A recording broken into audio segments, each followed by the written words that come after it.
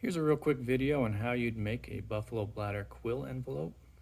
So when you get your bladder, you clean it, you blow it up, and you let it dry. Once it's dry, you can gently work it until it becomes pliable.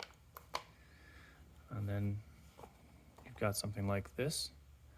Now, to make the bladder, you just flatten it, which makes this 2 layers thick, right? And you can kind of see how it dishes out. And then you just fold one side over and then the other side over, get them to overlap, and then just sort of play with it till you get it to lay the way you like to. And that's all there is to it. The nice thing is there's no pattern, there's no cutting, there's no sewing. It just uses the natural shape of the bladder. So then once you have your envelope the way you'd like it, if you wanted it to be plain, you could just sew the ends and then that would be good. Or you can decorate it with beads or quills. You often see beads.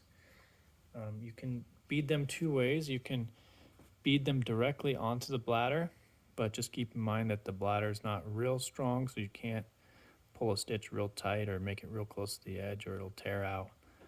But you do see this often on the early pony beaded ones.